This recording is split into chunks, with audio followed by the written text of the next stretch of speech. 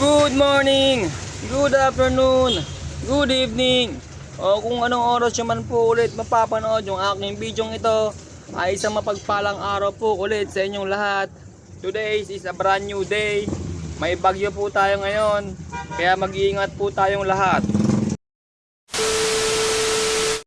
Bali ngayong araw na ito mga trugsoy ay mabagyo, kaya samahan nyo ako sa aking biyaheng ito. Bale, sa mga puntong ito ay nasa Maynila na ako nito, papasig na ako. Kung makikita po ninyo ay kaunti-kaunti lamang po yung mga pasahero.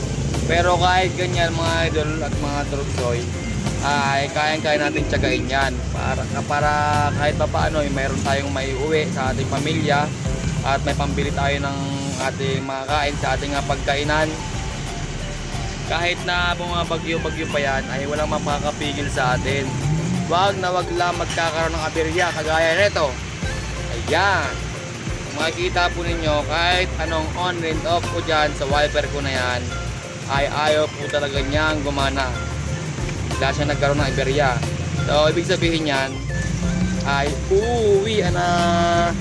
Sa mga followers ko dyan, atensya na po kayo mga turugsoy.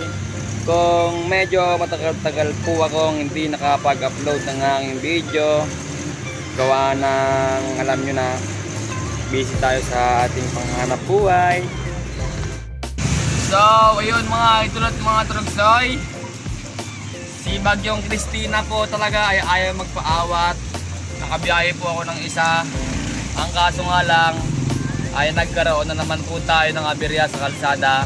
Kaya namang ibiyahe, pwede namang biyahe, pwede magtiyaga, kayang tiyagain kasi kahit pa paano mayroon naman sumasakay. Kahit pa paano magkakaroon naman sa tayo ng kita. Ang kaso nga lang ay ang aberyang nangyari sa atin mga trugsoy ay yung ating wiper ito. Ayan, ayaw na talaga niyang gumana. Ay, anong switch on, ito po. Ayaw gumana ng ating wiper.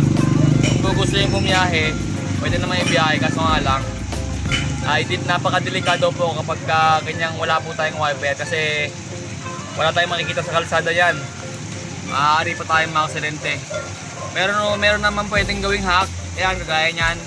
Ayan, hindi masyado maglalabo yung salamin natin yan kasi yung ito sa tulong na itong toothpaste na ito, nilagyan ko yan, hindi siya masyadong lumalabo. Ang kaso nga lang ay mahirap ipilit kapag gaganyan na malakas yung ulan. Kaya uwi na lang tayo kaysa magkaroon pa tayo ng gastos malala kapag nagkaroon tayo ng aksidente sa kalsada.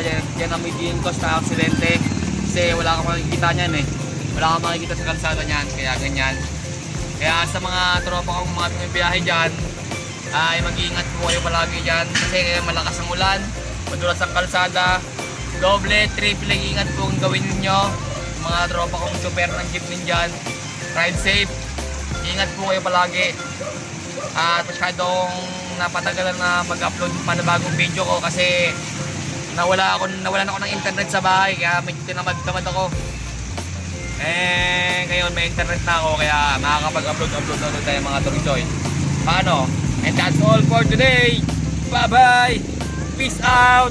I love you all.